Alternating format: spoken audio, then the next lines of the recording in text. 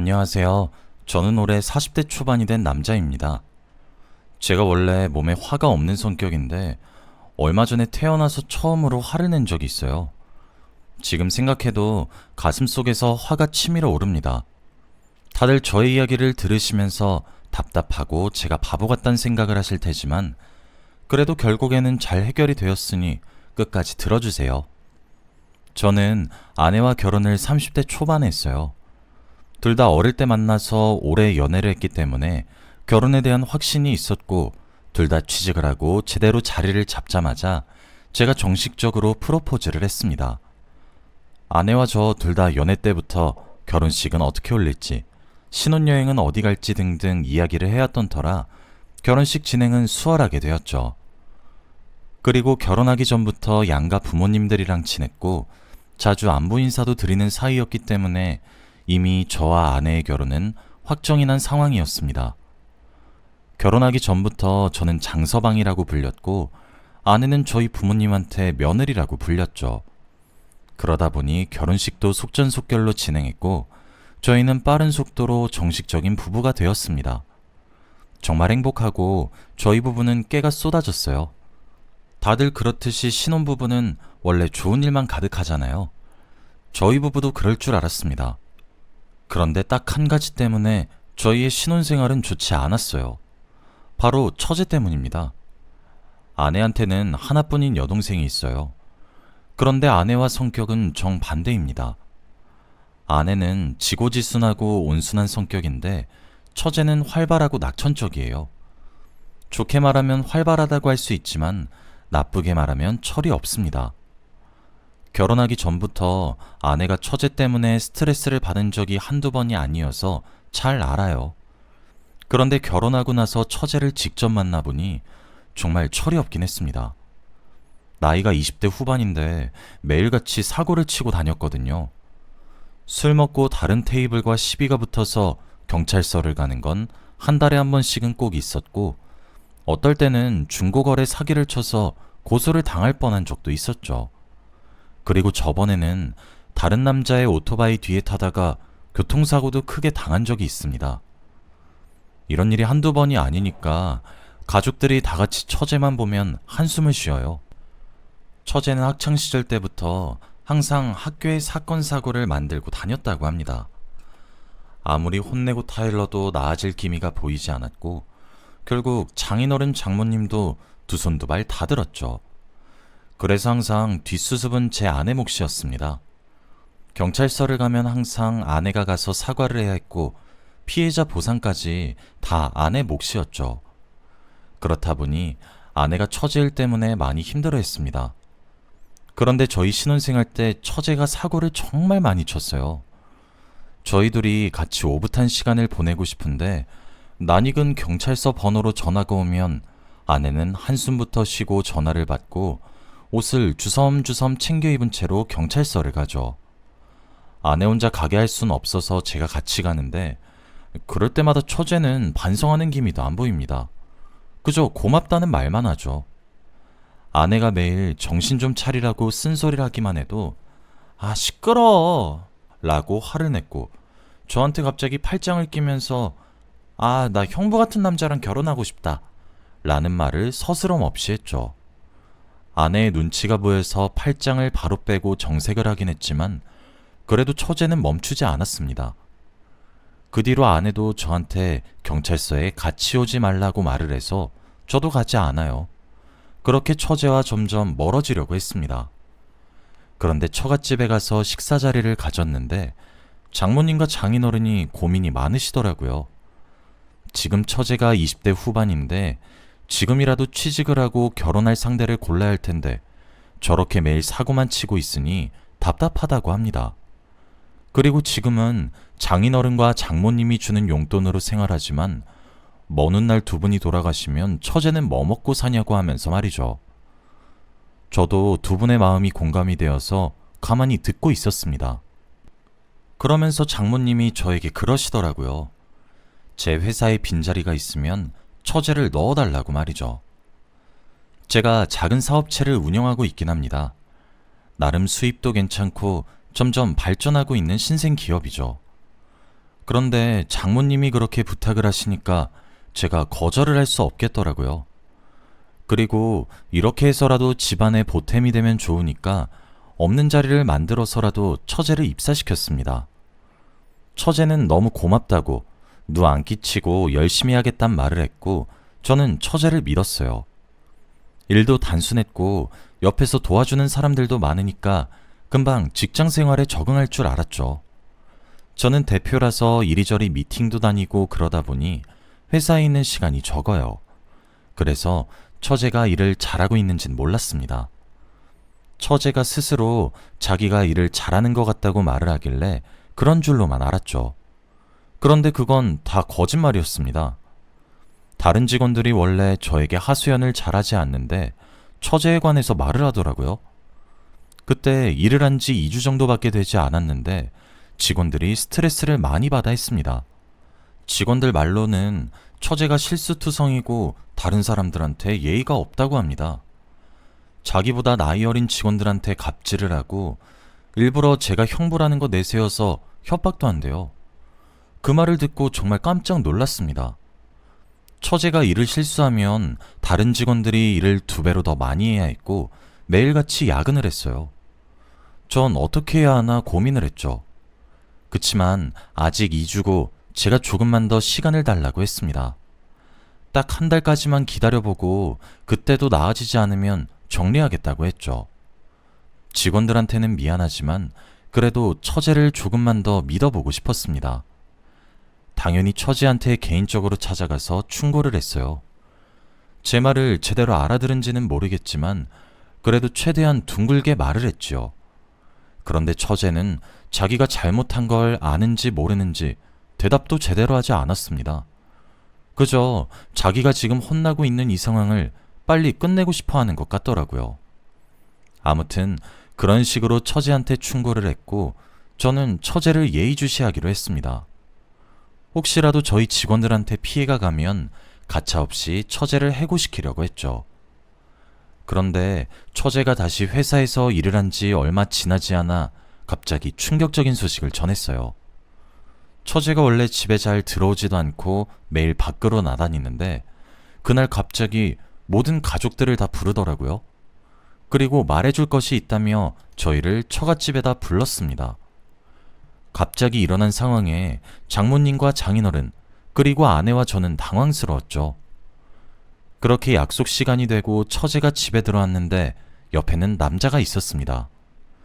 처음 보는 남자였지만 딱 봐도 인상이 좋지 않았어요. 맨발에 슬리퍼를 신고 저희 집으로 왔고 몸에는 담배 냄새가 잔뜩 배었죠. 그런데 더 놀라운 건 바로 그 남자는 저보다 나이가 많아 보였습니다. 처제와 12살 이상은 차이 날 것 같아 보이더라고요. 그 모습을 보고 설마 처제 남자친구인가 싶었는데 그건 또 아니었습니다. 바로 처제의 남편이었어요. 처제가 혼전 임신을 했다고 했습니다. 그 말을 듣는데 정말 놀랐어요. 처제가 그 남자의 아이를 가졌다는 말을 내뱉는데 그 순간 장인 장모님의 표정은 말로 설명할 수 없었어요. 제가 이때까지 본 표정 중에서 가장 화나 보였습니다. 그리고 멍하셨죠. 처제는 그 아이를 낳겠다고 했어요. 그 남자는 직장도 있고 집도 있다고 합니다. 그런데 더 놀라운 사실은 따로 있었어요. 그 남자가 아직 이혼을 안 했다고 합니다. 아직 가정이 있고 자식까지 있대요. 그런데 처제를 만나서 진심으로 사랑을 하게 되었고 이제 곧 이혼을 하겠다고 했죠. 어떻게 이런 남자를 만날 수 있나요? 장모님은 그 자리에서 펑펑 우셨습니다. 그리고 장인어른은 화를 불같이 내시며 아기를 지우라고 했지만 처제는 굳건했어요. 무조건 낳을 거라고 했습니다. 아내는 벙쪄서 아무 말도 못하고 있었어요. 이 상황 속에서 저는 아무것도 할 수 없었습니다. 그리고 아내와 장모님은 펑펑 울면서 처제의 등짝을 때렸죠. 결국 두 사람은 장인어른이 내쫓았고 저희는 1시간 동안 정적이었습니다. 이 상황을 어떻게 받아들여야 할지 모르겠더라고요. 처제가 불륜을 저지른 것으로 모자라 그 남자의 아이를 임신했다고 하니 얼마나 충격이 크실까요? 장인어른과 장모님은 이제 정말 처제를 자식으로 보지 않을 거라고 했어요. 저런 딸은 차라리 없는 게 낫다고 했죠. 그런데 아내는 차마 여동생한테 그럴 수 없었나 봐요. 부모님까지 처제를 포기하니까 아내는 처제가 혼자 남겨지는 게 안타까워서 옆에서 많이 도와줬어요. 갈 곳 없는 처제를 저한테 동의를 구해서 저희 집에서 살게 했고, 임신한 처제의 손과 발이 되어서 많이 도와주었죠. 처제도 정말 고마워했고, 임신하면서 술도 안 먹고 담배도 안 피우니까 사람이 달라 보이긴 했습니다. 사고도 안 치고 정말 엄마가 될 준비를 하는 것 같았죠. 아이를 낳으면 처제가 많이 바뀔 것 같다는 생각을 했습니다. 그래서 저도 처제의 바뀐 모습에 기대를 했고 응원해 주려고 했어요. 그리고 처제는 출산을 했습니다. 그런데 역시 가족의 연은 끊을 수가 없는 건지 처제가 임신을 하고 출산을 할 때 인연을 끊겠다던 장인어른과 장모님은 어느새부터 저희 집에 자주 오셔서 처제를 많이 도와주셨어요. 그래서 출산할 때도 같이 있었습니다. 그런데 처제가 출산을 하면 바로 그 남자와 나가서 살겠다고 했는데 그 남자가 아직까지 이혼을 안 했다고 합니다. 생각외로 이혼 절차가 너무 까다롭고 그 남자의 아내가 이혼을 안 해준다고 했대요. 계속 그 남자가 시간을 끄니까 처제가 살 곳이 없었죠. 그래서 저희 집에서 더 살았습니다. 저 아내? 물론 괜찮았죠. 하지만 갓난아기가 집에 있으니 집은 순식간에 더러워졌고 매일을 아기 울음소리로 잠에서 깼습니다.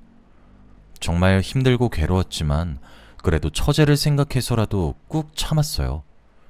처음에는 자기 자식을 금이야 오기야 하며 귀하게 키우더니 자기 친구들은 다 행복하게 사는데 자기는 집에 박혀서 육아를 하는 게 너무 싫었나 봐요.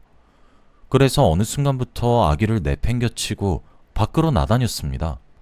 임신하는 내내 못 마셨던 술을 먹고 담배도 피면서 말이죠. 그러면 그 아기는 자연스레 저와 아내의 몫이 되었습니다. 저희 아이도 아닌데 저희가 키웠다고 해도 무방해요. 그리고 다시 저희 회사에서 일도 시작했는데 역시나 직원들의 항의가 끊이질 않았습니다. 제가 몇 번이나 처제한테 주의를 줬지만 처제의 갑질은 멈추지 않았고 오히려 저를 방패 삼아 회사 생활을 하고 있더라고요. 그래서 회사 점심시간에 이번 주까지만 회사에 출근해달라고 말하려고 했어요. 처제는 점심시간이 되자마자 엄청나게 빠르게 회사 로비로 가더라고요. 저는 처제를 뒤쫓아갔는데 거기서 아주 충격적인 장면을 목격하고 말았습니다. 바로 처제가 다른 남자와 애정행각을 하고 있었거든요. 그 사람은 애아빠도 아니었습니다. 아예 처음 보는 남자였죠. 그리고 무엇보다 그 사람도 나이가 많았습니다. 그 모습을 보는데 하려던 말들도 생각이 안 났고 그 상황에서 처제를 부를 수도 없었어요. 저는 처제의 모습에 넋을 잃었고 그 순간부터 정말 처제는 제 상상보다 더 대단한 사람이란 생각이 들었죠. 이 상황을 아내한테 알려야 하나 말아야 하나 싶었습니다. 결국 저는 처제한테 우선 물어보기로 했어요. 저는 집으로 돌아가서 아내 몰래 처제에게 찾아가 그 남자의 정체에 대해서 물었습니다. 그런데 처제는 갑자기 표정이 돌변하며 저한테 제발 비밀로 해달라고 했어요. 두 손을 싹싹 빌면서 형부, 제가 해달라는 거 다 할 테니까 제발 언니한텐 비밀로 해주세요. 라고 말이죠. 너무 간절하게 부탁을 하니까 거기서 거절할 수 없었습니다. 그리고 무엇보다 처제가 그 남자와 곧 정리하겠다고 했어요. 애아빠와 곧 합치기로 했다고 말이죠. 저는 정말 마지막으로 처제의 말을 믿기로 했고 우선 기다리기로 했습니다. 그렇게 시간이 흘렀어요. 제가 그날 깜빡하고 처제를 해고시키지 못했는데 그날 이후부터 직원들이 저한테 항의를 안 하더라고요. 처제가 정말 일을 잘하고 있는 건가 싶었습니다. 원래라면 일주일에 적어도 한 번은 저에게 같이 일하기 싫다고 처제에 대한 항의 문의가 엄청 오는데 거의 한 달이 지나도 오지 않았습니다. 그래서 저는 드디어 처제가 일에 적응을 한 줄 알았어요. 처제는 그동안 애아빠와 다시 합쳤고 둘이 신혼집에 입주를 했습니다. 집에는 저와 아내 둘만 살게 되었죠. 다시 일상으로 돌아온 기분이었고 모든 일이 순탄하게 풀릴 줄 알았습니다. 그런데 이 행복은 얼마 가지 못했어요. 제가 매일 야근을 하다가 어느 날 집에 일찍 간 날이 있었어요. 그날은 금요일이라서 아내와 같이 야식을 시켜 먹고 영화나 한 편 보기로 했죠. 그래서 맥주를 사고 신나게 집으로 돌아왔는데 신발장에는 처음 보는 신발이 있었습니다. 남자 신발이었죠. 저는 순간 심장이 미친 듯이 뛰면서 조심스레 방으로 들어갔는데 아내의 목소리가 들렸어요. 누군가를 혼내는 듯한 말투였는데 그 소리가 나는 방으로 들어갔죠. 저와 아내의 안방이었는데 방문을 연 순간 저는 충격적인 장면을 보고야 말았습니다. 바로 처제가 모르는 남자와 저희 집 안방 침대에 있었거든요. 둘 다 이불로 가리고 있었고 상황을 보니 제 아내한테 들킨 것 같았습니다. 처제는 저한테 저번에 그랬던 것처럼 두 손을 싹싹 빌며 제발 비밀로 해달라고 부탁하고 있었죠. 결국 그 모습을 보고 처제에 대한 신뢰가 다 무너졌습니다. 마지막으로 제가 처제를 믿어주면 안 됐던 거였죠. 처제 옆에 누워있던 남자는 회사 로비에서 봤던 그 남자와 달랐습니다. 또 다른 남자였죠. 그런데 제가 그 장면을 보고 놀라서 아무 말도 못하고 있는데 처제는 제 모습을 보고 이상한 말을 했습니다. 언니, 이 남자 형부가 소개시켜준 사람이야. 이런 말도 안 되는 핑계를 대고 있었죠. 회사 생활하면 힘들 거라고 늙은 사람 말고 젊은 사람도 만나봐야 한다면서 나한테 소개시켜줬어. 이 남자랑 형부랑 아는 형동생 사이야. 그쵸, 형부? 저에게 이 말을 하며 저를 쳐다보았고 제발 맞다고 대답을 해달라는 눈빛을 보냈습니다. 저는 그 순간 머리의 뚜껑이 열렸어요. 모든 책임을 다 저한테 넘기는 처제를 보고 화가 미친 듯이 났습니다. 저는 참을 만큼 다 참았다고 생각해요. 그런데 저희 집 안방에서 그 짓거리를 하고 있는 것으로 모자라 제 탓을 한다뇨? 그 남자는 저도 처음 보는 남자였는데 어떻게 형동생 사이라고 할 수 있나요? 저는 그 순간 욱해서 처제한테 나쁜 말을 해버렸습니다. 그리고 회사 로비에서 봤던 그 남자에 대한 이야기도 다 했죠. 제가 화난 모습을 처음 보니까 아내가 더 놀라했습니다. 처제도 제가 항상 져주고 봐주니까 이번도 그렇게 할 줄 알았나 봐요. 그런데 예상외의 반응이니까 당황스러워하는 것 같았습니다. 저는 저까지 물고 늘어지면서 자신을 포장하려는 처제를 보고 정이 뚝 떨어졌습니다. 옆에 있어봤자 좋을 거 없다는 생각이 들었죠. 아내는 오히려 저한테 제 말을 믿는다며 진정하라고 했습니다. 저는 그 자리에서 장인어른과 장모님한테도 전화를 했고 경찰도 불렀어요. 주거 침입죄로 두 사람을 신고했습니다. 처제는 이렇게까지 해야 하냐며 화를 냈지만 저는 뒤도 돌아보지 않았어요. 이렇게 해서라도 처제를 내쫓고 싶었습니다. 화가 진정되지 않았고 처제의 꼴도 보기 싫었어요. 두 사람은 경찰에 연행이 되었고 처제의 남편도 모든 사실을 알게 되었죠. 장인어른과 장모님은 뒷목을 잡고 쓰러지셨습니다. 그런데 더 놀라운 건 안방 침대에 있던 그 남자는 처제 남편의 남동생이래요. 두 사람은 형제관계였습니다. 처제는 도련님과 불륜을 저지르고 있던 거였죠. 정말 쇼킹하고 역겨웠습니다. 저는 그 뒤로 처제를 보지도 않았어요. 아내도 두 손 두 발 다 들었습니다. 그리고 회사에서도 당연히 해고를 했죠. 그런데 처제를 해고하자마자 직원들이 저한테 그러더라고요. 대표님, 혹시 그분이랑 사귀신 거 아니죠? 저한테 갑자기 뜬금없이 처제와 사귀었던 사이냐고 하는데 무슨 소린가 싶었습니다. 알고 보니 처제가 직원들한테 저와 처제가 사귄다는 헛소문을 냈고 직원들한테 자신에 대해 이야기를 한 번만 더 하면 남자친구한테 바로 고자질해서 해고시킬 거라고 입 다물라고 협박을 했다고 합니다. 그 말을 듣는데 얼마나 화가 나던지. 그런 사람에게 애초부터 잘해주면 안 됐던 거였죠. 저는 절대 아니라고 회사 사람들한테 해명을 하고 다녔고 직원들도 제가 그럴 사람이 아니라는 것을 아니까 다들 믿는 눈치더라고요. 저와 아내는 처제와 인연을 끊었고 연락도 하지 않았습니다. 그 일이 있고 나서 양심도 없는지 돈 빌려달라고 연락도 주기적으로 오는데 절대 받지 않아요. 차단을 해도 모르는 전화번호로 계속해서 문자를 합니다. 정말 역겹고 생각만 해도 스트레스를 받아요. 아내도 친동생이지만 더 이상은 편을 못 들어주겠다며 관계를 정리했습니다. 그 뒤로 저희 부부의 삶의 질은 훨씬 향상되었고 다시 행복하게 살게 되었어요. 지금은 아내가 임신을 해서 저희 부부는 다른 거 생각할 겨를도 없습니다. 얼른 아이와 함께 행복하게 살고 싶어요. 다들 저처럼 사람한테 된통 당하지 마시고 꼭 제대로 복수하세요. 저의 이야기는 여기까지입니다.